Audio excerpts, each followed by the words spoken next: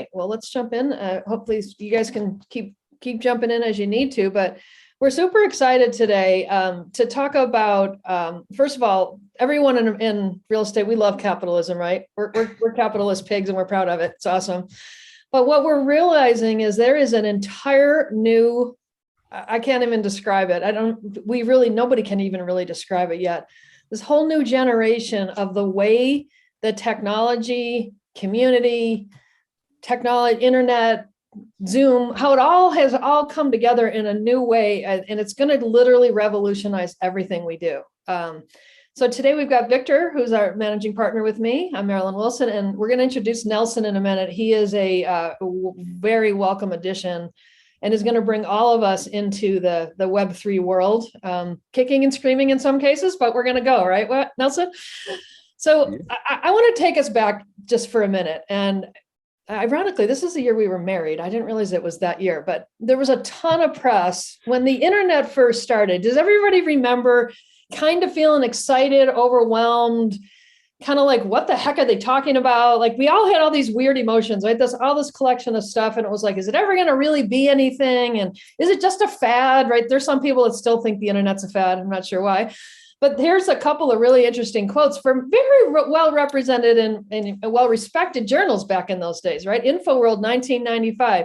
I predict the internet will soon be a catastrophic disaster, right? Most things that succeed don't require when it requires 250 million new people to change the way they do things. And those were all really logical conclusions at that time. But clearly they were very wrong, right? Clearly, if any of us in any business, in any context knows that the internet has completely changed the way we sell real estate, the way we promote real estate, the way we work and connect with clients, it's changed everything, right? And not just in real estate, obviously the entire world. And this thing coming, this Web3 thing that's coming, it's going to make the internet look like a baby in comparison. It's like a whole other realm. And there's so many more things coming together. So I want to quickly try to get us in some frame, right? Not that we ever called Web 1, but let's just kind of walk through how the way we use the internet has changed, right? So when Web 1 first started, when the internet first started, right, it was kind of a one-way broadcast, right? We would tell you things, we would talk to each other things. We were kind of watching what was going on. Most of us didn't even really understand what was going on, right? So it was a very sort of unilateral way, obviously very important. And things like Yahoo and AOL. And when all these things started, I remember thinking, that's just a bunch of crazy people. Discord today kind of looks like how AOL looked in those days. So that was the beginning, right? Then now we're at the stage where there's a lot more bi-directional activity happening, right? There's YouTube where we can comment on it, and Facebook clearly, and many Twitter and all these other social media networks have exploded. And we all feel like we're very much a participant in these things, right? We all look every day, watch every day, talk every day, contribute every day.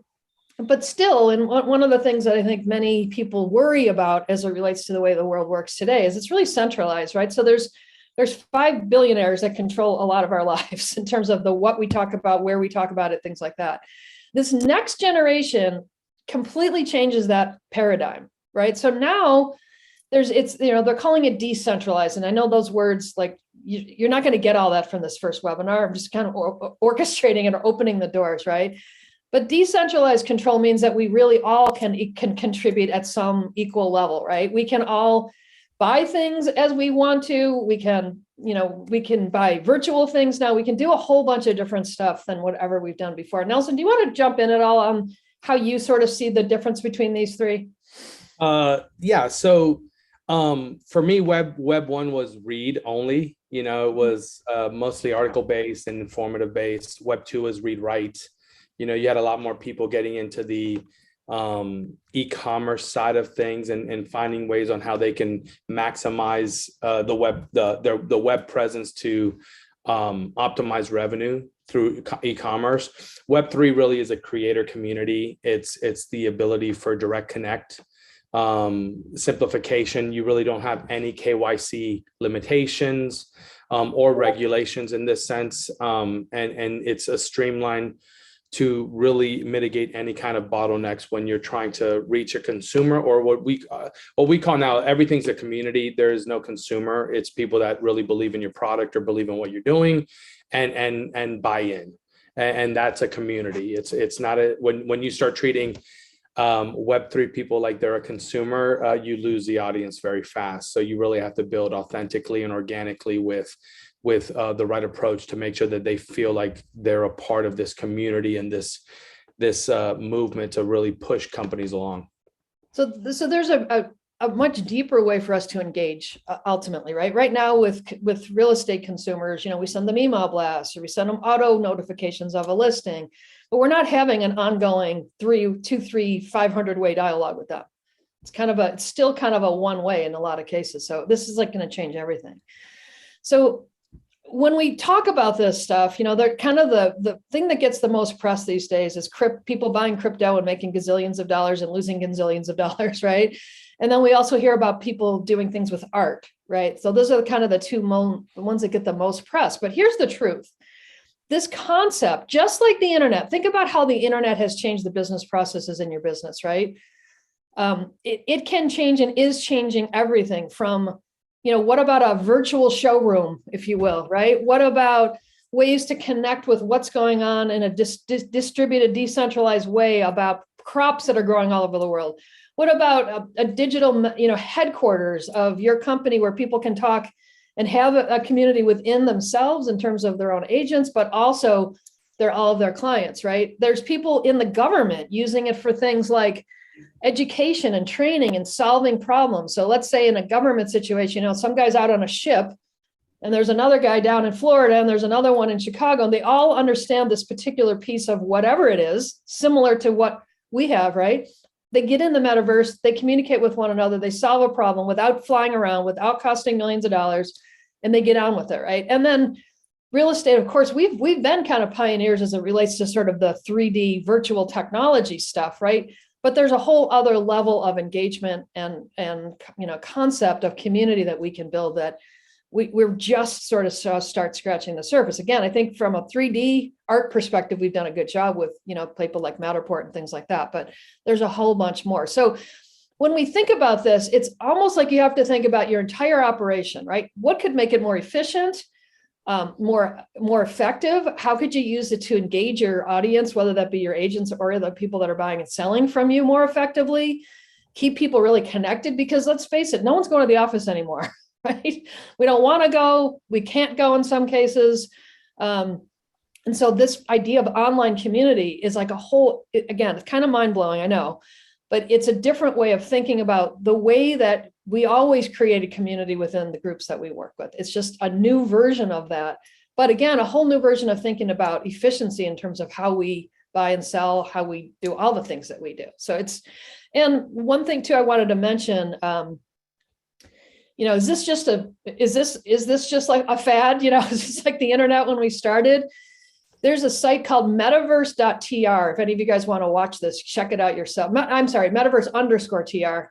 Literally every single day, McDonald's, Nike, Crocs, artists, Lady Gaga, it goes all over the map, from consumer brands to enterprise brands to artists are all getting trademarks in this world of metaverse, right? This is not something that's just happening in one part of our world. This is happening everywhere.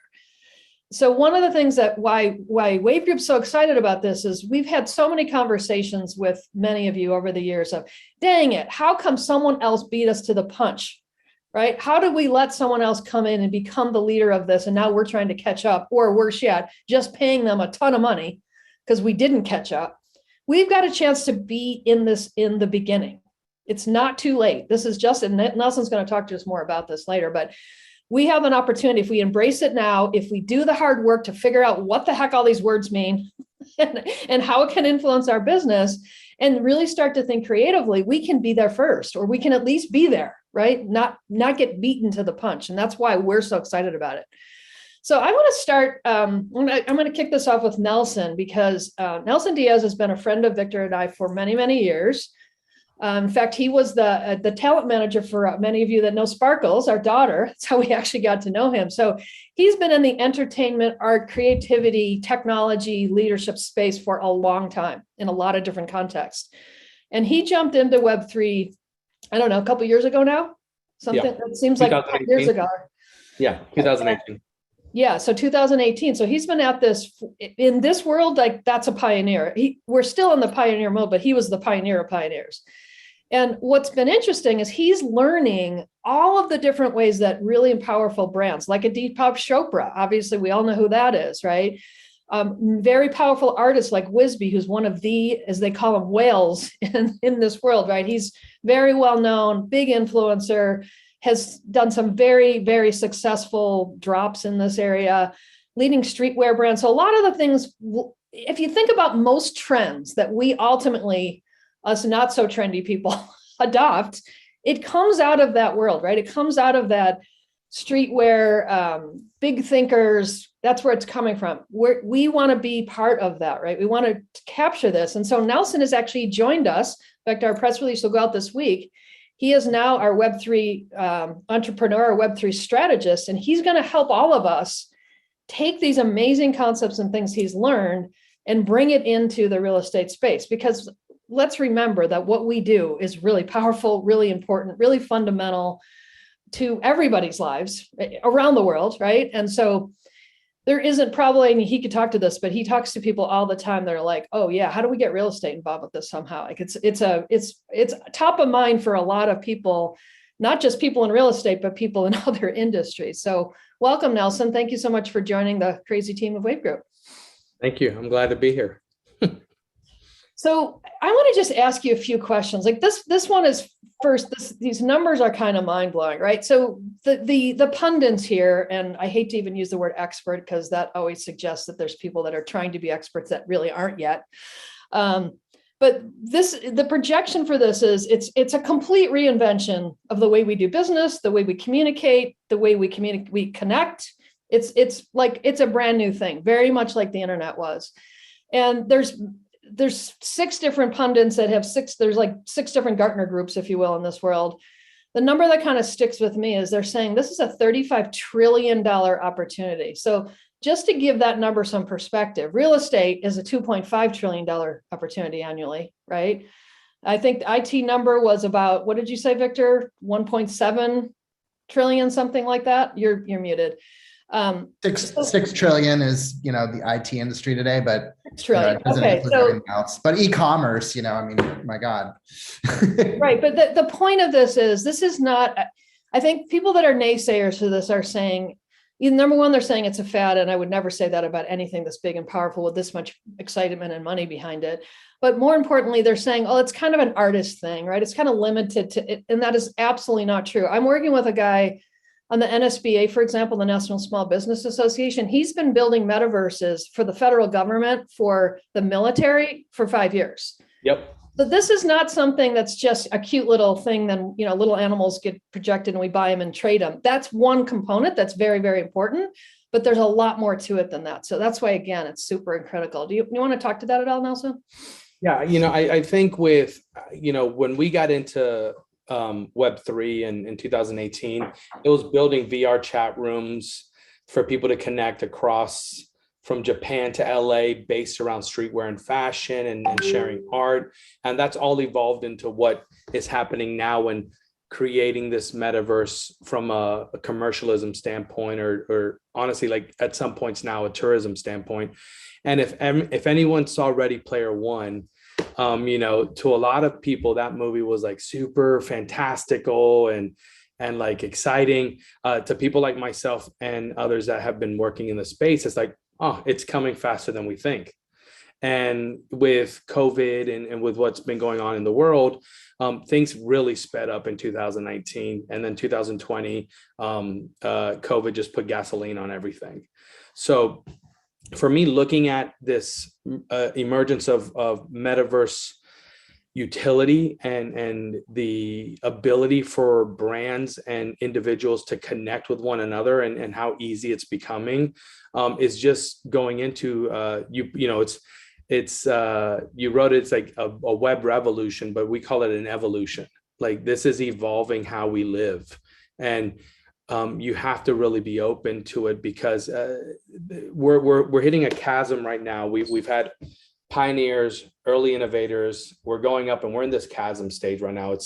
We're in between a bull and bear market, like in crypto and in NFTs. But the early pragmatics are starting to join. We're seeing a huge influx of people coming into the NFT space. For example, in January alone, OpenSea, which is one of the largest NFT marketplaces, did $4.3 billion in 1 month. And it broke the record last year that was set at 3.2 billion, which was November. November was a very big month for NFTs. And you constantly see people still, oh, it's a fad, it's a scam, it's going away. And then on the next page of the newspaper, you see JP Morgan states that this is $1 trillion industry. Budweiser's going into NFTs. Wells Fargo is finding a way to house crypto. The writing's on the wall from a community perspective and how brands should look at the metaverse. The key component is that to a lot of people, it's very scary. It looks complicated. It like, I don't know where to start. And so for us, I think that's one of the things that Wisby and I have been doing with the team, and why I love working with you, Marilyn and Victor, is that you all see the forest through the trees and you see that this is where everything's going. So instead of, swimming against the current, let's go with it. And for me, one of the exciting things that we're doing, one of our projects, we can't share it here, but it is a real estate project in the metaverse. And real estate, it honestly is the next frontier in regards to what's happening in tech in web3, because web3, you're going to have a mix of centralized initiatives in web3 with companies. You have Coinbase, it is a regulated company. You have Meta, which is Facebook, which of course is a centralized and regulated company. They're all building web3 components to their business, but at the end of the day, they're still centralized organizations. So you're going to see a big emergence of DAOs, decentralized autonomous organizations, that will be companies. A lot of companies are now letting go of their standard stock option structure. They're going more to a DAO-based tokenized structure to stay truly decentralized, and building a community in Web3 that is a truly decentralized organization. From neobanks, there's neobanks opening up, there's cross-chain exchanges, and now there's brands that are just literally creating a subgroup of their current company in the metaverse, and there's no direct link to it. And so that's exciting, because you're seeing a paradigm shift in regards to how companies are structured and how people are doing business. I'm sorry I'm so dark in this. I apologize. I'll lean in. Andrew Millard asked a question, and we're probably not going to do this today, Andrew, but you're absolutely right. This is happening. He said, well, you'll be looking into sports like NFL, hockey, soccer, boxing. Already. We're already doing. That's what, so we have a project with Champion Gaming, who does fantasy football, sports betting. So we're bringing them into the Web3 space. Barstool Sports is doing it, but we're doing a token gated system for community building. So one thing we're doing is the sports betting or the football, creating a virtual football game that someone can play off season or just for fun, or their kids can come into the same metaverse. What we're doing is we're building community structures. So now imagine being a part of this community that loves football or loves, baseball or whatever. And now imagine building a metaverse for that community where now everyone has their own little clubhouse. All the Bears fans have their own little virtual world. All the Cubs fans have their own version. I'm from Chicago, we moved there first. So all of this stuff is now building community. Communities sustain revenue. Revenue is what makes companies go boom. So you build the community and you build it in a way that is sustainable. All of these things, it's just going to keep steamrolling in. And so, yes, there's going to be a lot of token gated sports things. Today, Manchester City and Sony announced that they're building the first mega stadium in the metaverse. If that is not a sign to anyone on this planet that this is not going away, I don't know what is. So a lot of the stuff that we do too is like educational. We teach people how to open up wallets, how to buy crypto, how to trade NFTs. I taught Victor how to trade NFTs, and now he's a beast, you know?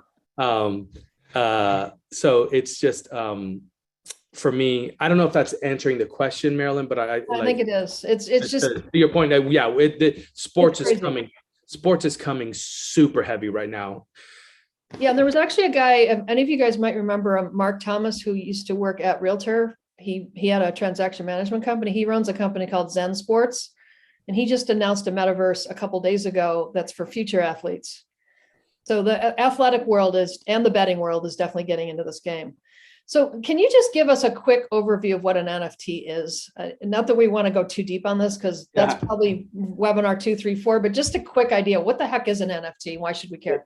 It's not a JPEG. NFTs Right? are definitely not a JPEG, right? Everyone's like, well, I can just right click and save. A non-fungible token, it is the technology behind what you're saying, right? Mm-hmm. It is the coding. And what a non-fungible token it is a non-tradable on an exchange blockchain contract, right? That has metadata, certain data that is pertaining to the provenance of something. Blockchain was built for provenance and for security, right? So started for farming. If people don't realize that, but like blockchain tracking started from farm to table to make sure that people understood where the vegetables were grown. The next block is like what were the pesticides that were used. From there is like who picked it, who tracked it, blah, blah, blah, blah, blah. All of that. So it abides by regulations in the US, right?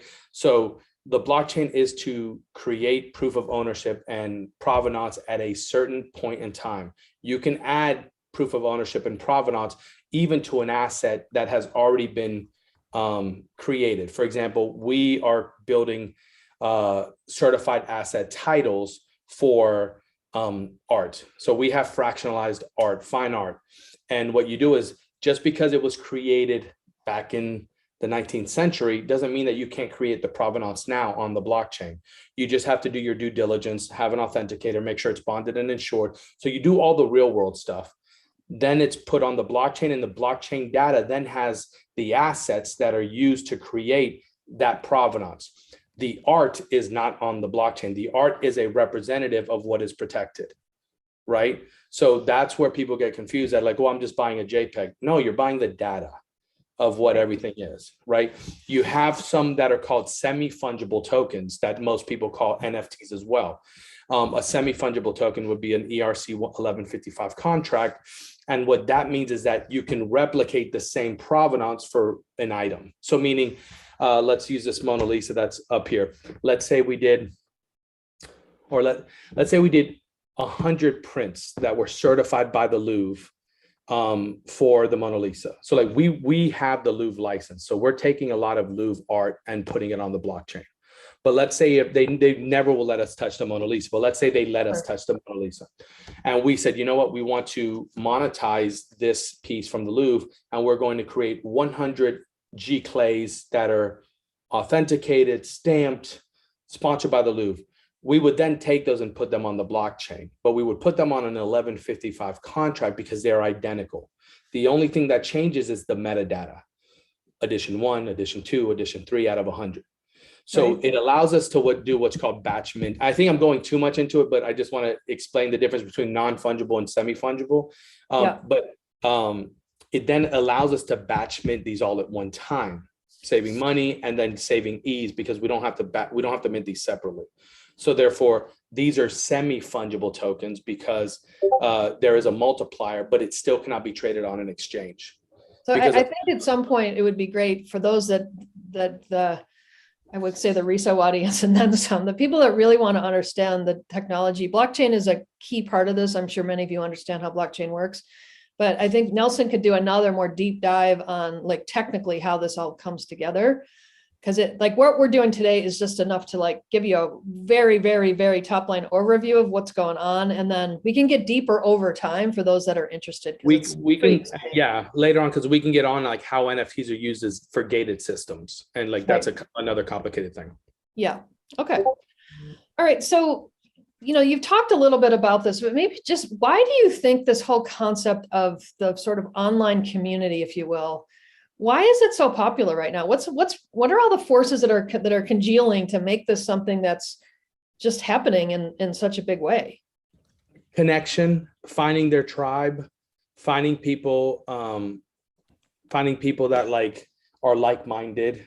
You know, there's been a disconnect prior to like 2019 with brands and their tribe. Very few people found their tribe. You have like Peloton, SoulCycle, a lot of people in fitness found their tribe because they had this like really like pinpoint niche approach to it, right? What the metaverse has helped and web3 has helped brands is they found their customer, right? You and I come from marketing, Marilyn. So like, you know, from a marketing standpoint, a company has a $500,000 budget and we have to guess how we structure the ads, how we structure what the demographics is, who we're reaching. And then we have to look at our KPIs to say, okay, we did a good job. We had a 30% hit on that. Well, with Web3 and community building through NFTs and digital collectibles or digital assets, it is 100% 100% touch point to a community that has in one way, shape, or form a connection to what you do. So it's all opt-in effect, right? Everyone here is saying, I want to be part of that brand. This is what I say in the simplest sense. I tell people Web2 companies pay to market, and Web3 is companies get paid from their consumers to market. Yeah, so like people will buy an NFT, and if they believe in the project, they believe in the market, that they will make sure that everyone knows about it, make sure that everyone knows everything that's hype about it. And that's a big joy of Discord. And there's other platforms now that are kind of taking off. You have MetaLink, you have Open with a 3 instead of an E. A lot of these platforms are now bridging a marketplace with a Discord style interface where they're talking to the tribe, they're talking to them, they're sharing alpha. Alpha is like early info. And then they're letting their community run with it. They're letting the community do all the Twitter, do all the Instagram posts, all of that stuff, because they want that organic swell, and that engagement is massive for these companies. So Cindy has both of these I don't think we can, these are kind of boil the ocean questions, but I'll just throw them out because I think Cindy, you know why we're here today. So she said, I'm one of those who knows this is important, but trying to see how it best relates to me. I teach real estate CE, previously commercial real estate developer, close to retirement. Help me. Help me. That's exactly what we're trying to do, because we're all in that place, Cindy. Nelson, can you use your pioneer example? I thought that was great about where you are relative to the rest of us. It's Oregon Trail. Like right? I got dysentery after the Mississippi River. So, to me, it's like no one's an expert in the NFT space. I in every meeting that we walk into, I say, if anyone comes in and says they're an expert, they're lying to you. There's people that know coding. There's people that know Solidity devs. There's people that know Python, like all of that. But like for someone to be a true expert in this space, it's like we have like 5 more years before like we get these people that have made every error. Because to me, an expert makes the mistakes. Right. First. Yeah. Right. And we've had mistakes, But I look at this. We're building a plane as we're taking off. Exactly. You all are just in phase 1. I'm already on phase 4. That's right. It. There's 700 phases, and you're at phase 4, and we're at 1. We're all way behind because no one knows. Yeah. So it's trial and error. To me, the pioneers here in the NFT space are the people that are trying and not waiting for perfection, because a lot of people in tech will wait to make something perfect. Yeah. We launch a lot of things at MVP and let it run. Find the mistakes. We'll take the heat when people are complaining that something's not working, but we're using the community as a use case to fix issues, right?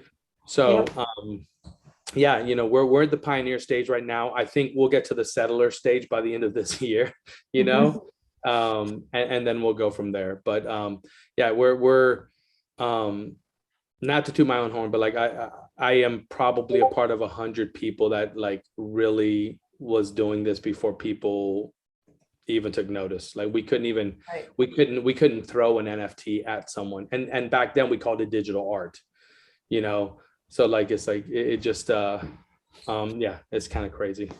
Sue has and this is not really an answer we can have, but it's a really important question that we all need to grapple with. She said, how do we teach our children and grandchildren what's real and not real, right? Can I answer something? Because I just read something from David Douglas Woodhouse. A better example would be music or videos under. It's actually that is not a better example because of the regulations that music currently has. No one's really taken a step forward to be truly decentralized.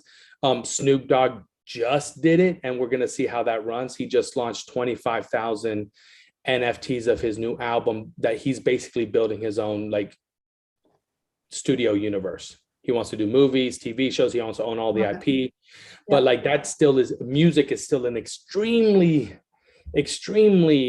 regulated arena. We work with a lot of music labels.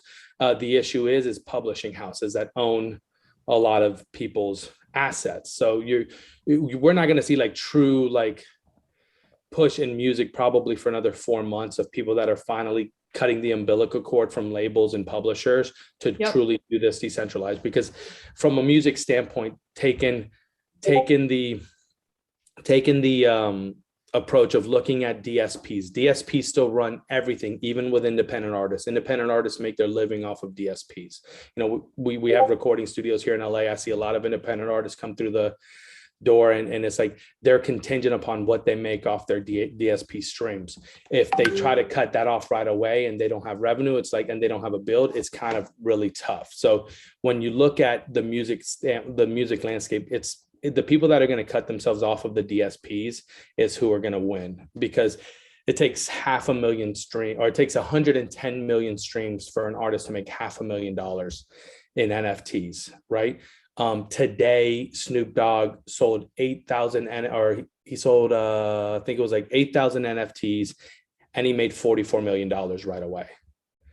That worked. So yeah, so it's like he those were all sold. Those were all pre-sales, right? I noticed like Aokiverse had a pre-sale. Aokiverse. So we're a part of that whole Aokiverse, and what he did was credits. So they're like he built credits out for then people to exchange those credits into passports, and the passports are going to be his tool for people to get along in his verse. Yeah. Okay, is everybody's head blown off yet, or am I the only one? Okay, good. Let's move on. Walt asked a couple of, and I don't want to get too deep into this because we have still a fair amount. We're running out of time, and I'm glad that you guys are so excited about this, like we are. But Walt says, will this melding together VR and existing pics and video, would that be the future, being able to look at houses and see the schools, parks, shopping, or am I thinking 2D at this point? Can you repeat that? Yeah, so he's asking, like right now, you know, we've had 3D tours, we've had Matterport, we've had things like that for quite some time in real estate. We're actually one of the pioneers in that area, which is great. But he's asking like that, you know, that's a component of it, right? The idea that I can be in a house, not literally in it, but in it, right? Yep. Is that kind of where you see this going as one of the components of how real estate's going to change? That's exactly where it's going. Like, you know, we're working on a project creating the largest mall in the world, and it's all virtual, right? And it's going to be token gated for the stores. They're going to have exclusives. So yeah, that's what the VR experience, or the walkthrough experience, if you're on a desktop, that's kind of where it's going. That's where it's going. Sue brings up a philosophy, and Sue, I think you're like many of us. She said, how do we teach our kids what's real and what's not real? I still believe the best decisions are made when people see each other, their physical reactions. I think the thing all of us in our generation have to get over is, if you're in a game and you're talking to your friends, or you're in a Discord and you're talking to your community, that is real, right? That is a new kind of reality. It's like, for us, it blows our mind. What do you mean we're not like next door? But the truth is, through Zoom, let's just use Zoom as a simple example. We've all maintained relationships with each other in real estate through Zoom. I mean, that's not a metaverse, but it's kind of like where we're going, right? We've created community using, yeah, there you go. There's Victor. I'm in the metaverse right now, right? I mean, literally, what is the difference between I mean, there is a difference like on a technical level, but on just an experience level, there is very little difference. I'm as real when I look like an avatar as I am in any other way. I mean, everybody's meeting their spouses online. I mean, people, if you're a gamer and you're on a team online, I mean, it's just as real as being a team on a basketball team. Like, I think that these lines are blurred, and I'm not mad about it. I think that there are opportunities for people to get beyond their physical life and live a little bit of a different and maybe even a better life in the virtual world. And that's an opportunity. I mean, it's also can be a threat. Like, people can get lost there. They can come into a lot of mental health issues and things like that when the lines are blurred, when fictional overtakes real. So yeah, I mean, there's a lot of risks and a lot of danger, but the opportunities are not that limited. And I mean, it produces, when you get involved in these communities, I mean, these communities are generally very supportive. And like, Nelson mentioned Discord, which is a way that communities are built in Web3 today. They're very popular, and you find friends. Like, I have friends that I've met who live all over the world, and they're as important to me as my friends that I have in real life. So, and I mean, let's be honest, we're in Facebook groups. That's like the precursor to this, right? We get in private groups to talk about things we want to talk about and to meet with like-minded people. It's exactly the same thing. We just won't be using that. Yeah. So. All right. So I think we can kind of go through this, but this is really the kind of the difference, right? Today we sort of ingest content. Here we're going to like be living in it, right? That's correct. So it's funny because we're working on a project with The Weeknd, the recording artist, and we're building immersive experiences in the metaverse for him and how people can experience his stuff. Which is so cool. If you're a super fan of The Weeknd, you're going to love that. It's like you're going to get closer to him, right? So we're going to jump over now because this is, ultimately what we got to figure out, right? What the heck does all this mean for us in real estate? So Victor, do you want to jump in here a little bit, and then I'll kind of take us through some of the, like, what's actually happening in real estate, but what's your perspective on this? How's it going to change everything? Yeah, I mean, and you can go to the next slide, Marilyn. So, to be straight up with you, I really don't know that, we don't really know the answer to this, but I think everybody on this call needs to have the curiosity to kind of go along through the journey and understand, what is happening and how it's happening. There's a lot of things that are, going on in real estate right now. Pardon me for telling you this guy's name, but there's a guy that Nelson actually knows named Fuckrender, who bought some NFTs when they minted that are worth what, like $500,000 or 750,000 each today. His Bored Apes. But I mean, this guy has an enormous portfolio of NFTs that he purchased. He, was early in crypto. He's an incredibly wealthy and smart guy. He needs a home right now in Vancouver, and he raised his hand and said, "Hey, will anybody take my Bored Apes for a home in Vancouver?" And he was like very sincere. Use me as an example. Like, I just cashed out NFTs to get a house in LA. Exactly. So there, one of like where we're at in real estate today is that you need to look at cryptocurrency just as like any other foreign currency. And, people are basically moving cryptocurrency into US dollars, and any national currency is called a fiat currency, but they're moving, cash out, they're moving crypto assets into, cash and buying houses, But what we're going to see in the future is people using cryptocurrencies to like stay in crypto. Like, if I were to sell some of my stuff today, I would be happy to take that income in crypto, because once it's there, it's outside of the reach of, government and taxation. It gives me the freedom to do with that money, to really decentralize that part of our portfolio or whatever. But the other thing that's happening is that people are saying, like, I not only want to have a relationship with somebody like in a Facebook group, but I actually want to live next to that person. So like, there have been phenomenal articles that I'm sure you guys have read about, people spending $4 or $5 million to buy a home next to Snoop Dogg. Like, Here we go. and, Yeah. and that's because like in virtual land, when you're cruising over to Snoop Dogg's place, you're going to pass right by that dude's house.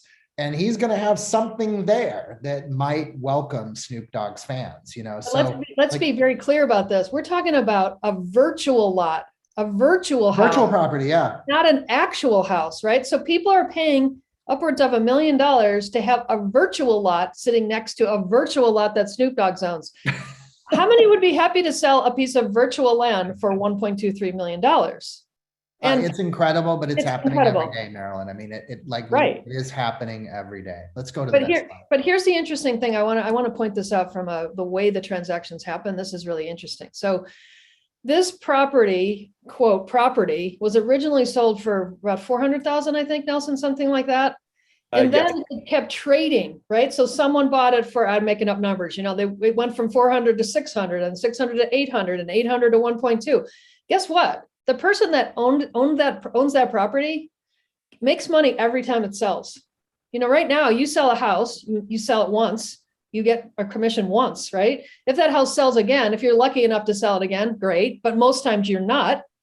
So you profit once. In this world, you profit again and again and again and again. It's like, and that goes into the contract, right? Right. So that's the nice thing about the blockchain contract. So if you, for example, if there's a company that just got $60 million that is effectively building, they're creating architecting properties that people can go in and experience virtually. And when they get their architectural fees, their technology fees for constructing that, but every time that architectural, every time that property transacts again, they pick up another 10% of what that original fee was. And that's in the contract. So they don't even have to go collect it. It just automatically goes to their wallet. It's great. And Walt asks, was this an actual transaction? These are the words we in real estate have to get away from. Yes, it was an actual transaction. It wasn't someone giving you a check for 1.23 million. It was someone probably paying for this in ETH or something else. I don't know. Nelson would know the details on that.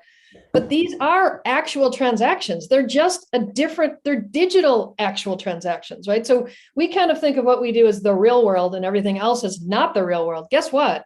There's a lot of money transacting here, and we have to embrace both types of transactions, right, Nelson? Yep.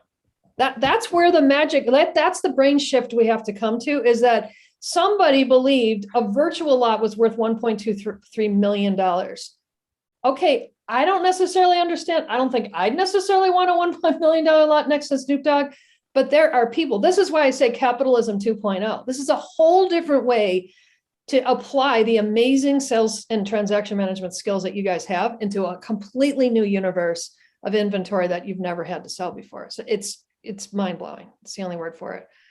And here's another important point on this. So there's lots of articles, and you guys can see them, about sort of this digital land rush that's happening, right? The value's up. There's a projection just recently that there's going to do at least $1 billion in digital land sales in 2022. $1 billion relative to what we do in regular real estate is not that much, but out of nowhere, with something that doesn't have dirt or sand or licensing or permitting or all the other stuff you deal with, right? And on average, right now, the average digital lot is selling for $18,000. That's a digital lot. That's not an actual lot. That number will continue to increase over time, and it probably will.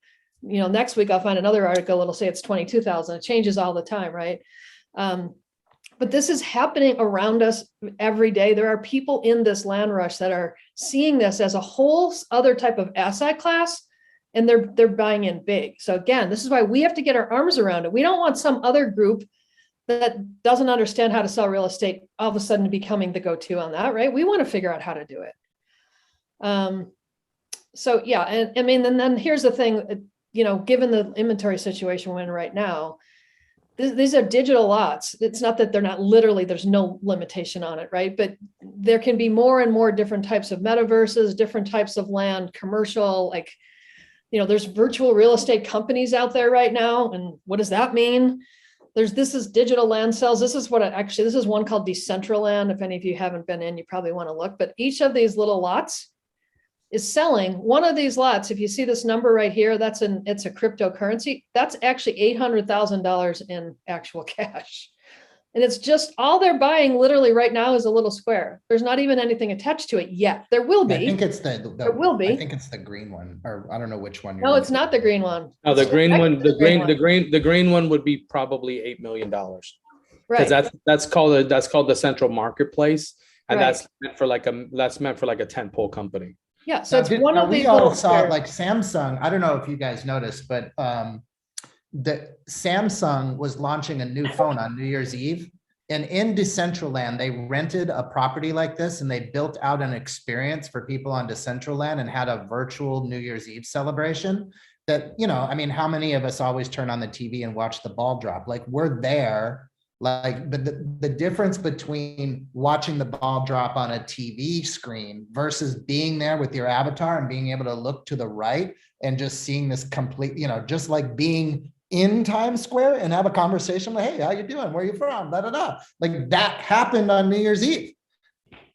It's crazy. Okay, so a couple of things. Walt says my brain hurts. I'm with you, Brain. I'm with you, Walt. My brain hurts every time. I wrote a business plan for a company in this space yesterday, and literally I came out with a headache because it was just, I totally get it. But that's why we're onto something. Didn't you feel that way when the internet started too?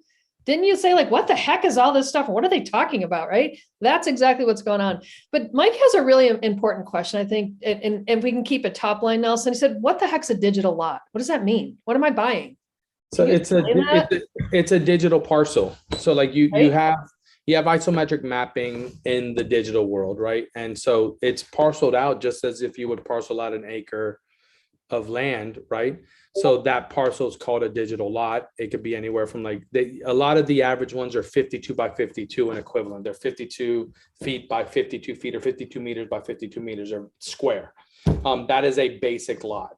In Decentraland and Sandbox, it's really close. Sandbox, I think, is around 52 by 52. So a digital lot is like a real world lot. So if I build a lot, let's just jump ahead a few steps, right? Because like having a lot, we all know lot on a bare piece of land, it's kind of a future projection of something happening in a neighborhood, right? Or in a parcel. So if I buy that digital lot, I go and I buy my $800,000 lot from Calvin Waite right here. What happens on that lot eventually? What can I do with it? Like, where does it go from here? Do I build houses on it? Do I build discos on it? Like, what happens? Where do I go from here?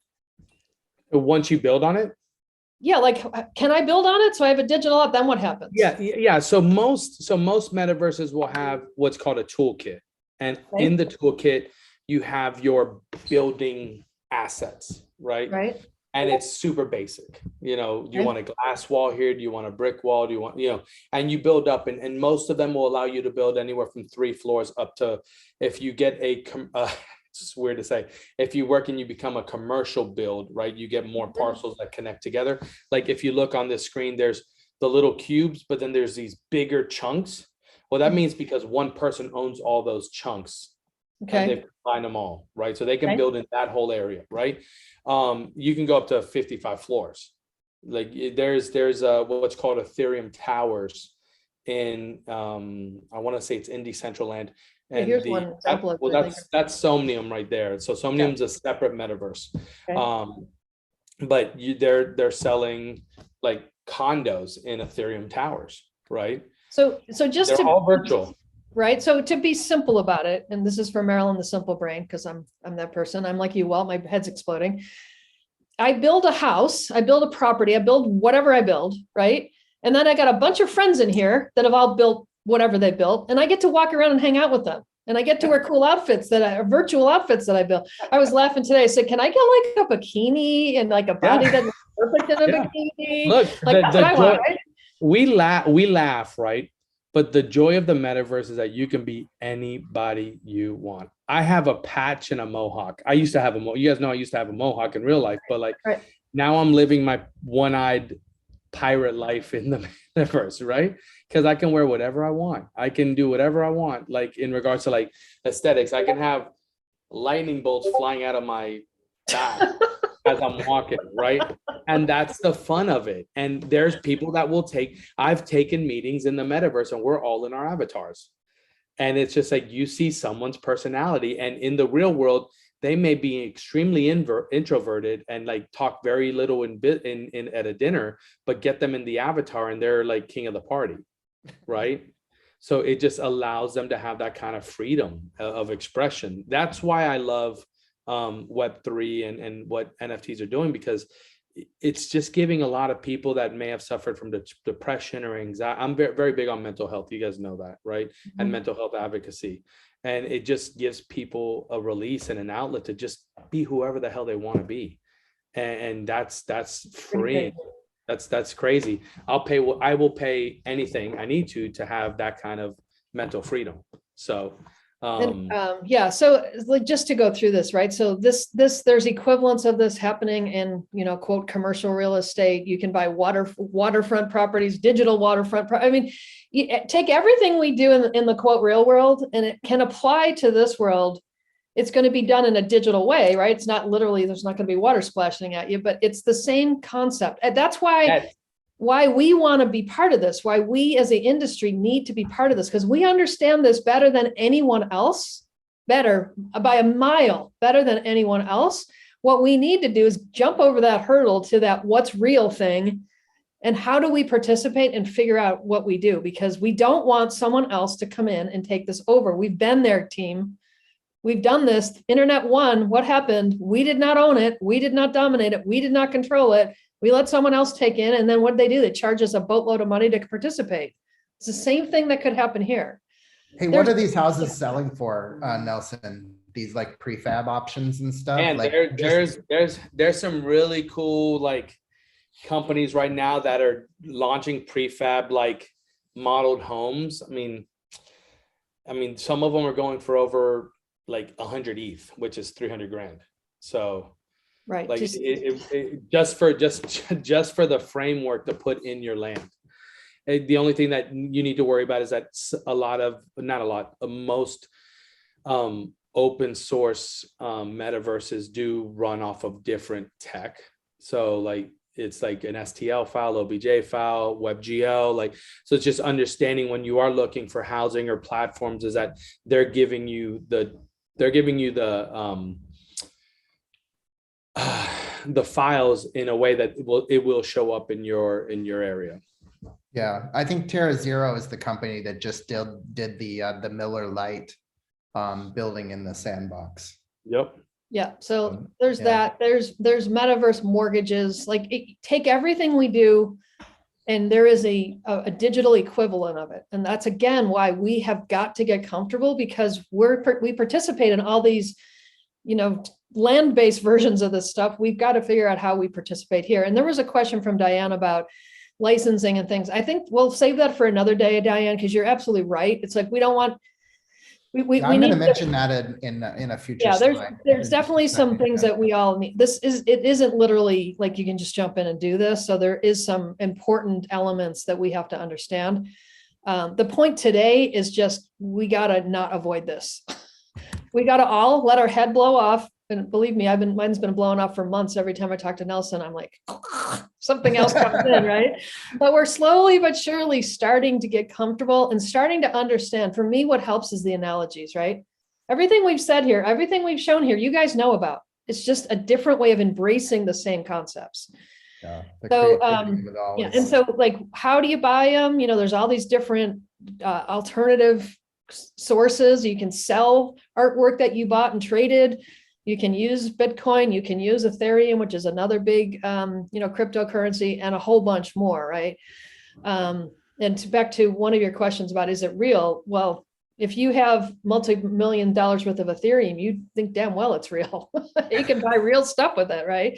Because you can either buy it in Ethereum, which is going to happen more and more, or as Nelson was saying, you can translate it back into cash and actually use regular cash. Yep. So Victor, that's what I just did for a house. Yeah. Yeah. Thank you, Nelson. We get this question all the time. It's like, first of all, the thing you really have to do is you just got to start talking and thinking about this stuff more. And it's not easy. Your head's going to blow off 700 more times, but if you're serious, you got to do it. But let's talk about some specific things where we are starting to see where real estate might be able to participate or to benefit from this stuff. Yeah, so like the first thing, and I'm going to run through these quite quickly, but these are things they're all things that you can do right now. So congratulations to all of you who jumped on the call today, because education and research is the first step. There's a lot of new language. This is a entirely new paradigm, and it just takes effort to participate in gaining an understanding. And I would encourage you all to get your leadership teams to, listen to this recording and then, go and explore, go to Decentraland and check it out. Like, you can just go in, but just continue the process of learning and researching and listening, because this thing is happening right now, and it's very early days, and where it ends up, none of us really know, but heck, I mean, it's happening. Number two is, I think, what I've learned through participating in these projects. So when I buy an NFT, I join their Discord, which is a community of owners of that NFT. And one of the things that I'm learning in the Discord is I'm meeting like really good friends. I'm understanding why people are here. I'm asking questions. I'm sharing knowledge. And that community building, I think, is something that we could all improve upon in our brokerages, in our associations, and in our MLSs. Like forget about the chat room on Facebook and start a Discord and have a community manager that's in there talking to your constituents, your agents, all the time about what's up and what's going on and what's happening in your business. I mean, it costs you nothing other than time and experience. I just wrote an article about this. You can find it on Wave Group, but there's a little more about community. The next thing is loyalty programs. So we've all witnessed and experienced loyalty programs, and probably have 100 of them that we're part of, whether it's a Starbucks card, a hotel, an airplane, or airlines, or whatever. Like, where are the loyalty programs for real estate? We're really good at, celebrating when a real estate agent is a top producer, but we're really bad at celebrating that real estate agent that's been with the firm for 15 years, or that customer who not only bought a house with us, but did mortgage, title, insurance, has their kid in one of our property, through our property management programs, and their company is in one of our commercial buildings. Like, we're doing nothing to provide loyalty programs for customers who come back and do business with us again. And I think that's an enormous opportunity. And then just maybe the last thing, and this is kind of more of a legal thing, but, talk to your attorneys about how you protect your brand in the metaverse, because I think you need to buy some new domains. I think you need to copyright some new things. You need to trademark some stuff, and start looking at what other brands are doing to kind of protect the nature of that brand in the future. Yeah, just remember back to the early days of URLs, right? It was easy to get a real world URL. Today, millions, right? Yeah, you can't do it. It's the same thing. So that's where it is. And there's a couple of questions here. Caitlin said, can we do this webinar as a weekly recurring series? We kind of probably do. If we want to continue to work on this together and figure out what the heck it means for real estate, I don't know if we can do it weekly, but certainly something more regularly. I think it's a great idea, Caitlin, and we'll talk about that. And Sue says, my 10-year-old grandson builds houses in his games. I feel left behind, and he talks to his buddies daily and they play games remotely. That's real world for him, right? That's exactly what we're talking about. And that's what we have to do. Well, and that's who's driving this, Marilyn. It's like all the gamers who just built these communities and lived on these teams and games. Well, they're adults now. They have real jobs, and they're like, well, I'm missing that. Like, how do I bring that element of my life that was so fulfilling into my career? And exactly. So there's, we don't even know exactly how Wave Group can help, to be honest with you. That's why we're jumping in. And like, as Nelson said, we're building the airplane as it's taking off. There's a couple of things that seem logical, and ones that Victor just mentioned, but I think one of them is just more of this, right? So you guys were the pioneers in coming on today. Like, does your organization need to hear this? Does your association, does your tech company you're working with, I don't know, you tell us. But if there's ways that we can continue to expand and opening more and more eyes about the opportunity of this whole digital real estate space, whatever that means. We'd love to help you. And then Nelson, the reason Nelson gets hired so often, and I've listened to him over and over with lots of different brands, many of which is he is really good at taking proven technology, promotional strategies, engagement strategies. He's really good at figuring out how brands can take their brand into a whole new realm. But it's smartly, he's not creating things that don't exist or that have never existed. He's taken proven strategies that have worked. I mean, I'll go back as far as, and I'll date myself, but I'm sure many of you can relate. Anybody remember S&H green stamps? Remember that? The little stickers in the little book, and then you get all excited because you could go buy a toy. This is exactly what's happening, only in a digital context, right? That's what a token is. It's a little sticker in the S&H green stamp book. Same concept. And so he is really, really good at helping us understand the way we do business now and figuring out how we take that, how we enhance what we do, how we engage better with our agents, with our brokers, with our technology companies, with the customers that buy and sell real estate, and then taking it. So he's really good at like blank piece of paper. You're like, I don't know what the heck it means, but somehow my brand would like to be better at X. Can you help us? He's really good at those conversations. And it can be literally an hour. You throw him an idea, and I've watched him just go, he rattles off 14 ideas.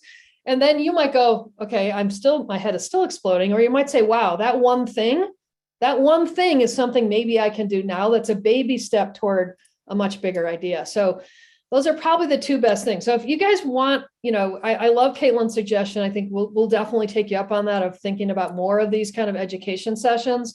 But if you need something offline, or you need it quieter, or you want to talk specifically about something in your brand, just reach out to me at Marilyn at Wave Group, and we'll connect the dots with everyone and continue to help you get from stage one to get to the Mississippi, because we're about in, I don't know. I don't even think we're barely off the Atlantic Ocean at this point, right? We got to keep moving west. But anyway, thank you everybody for coming.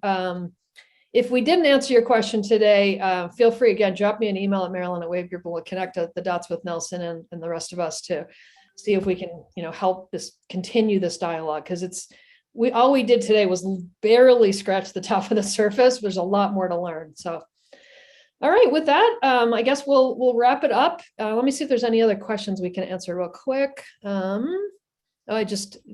People saying, thanks, I'm ready to learn more. So we're going to learn with you, but thanks everybody. And we will talk to you again soon about this.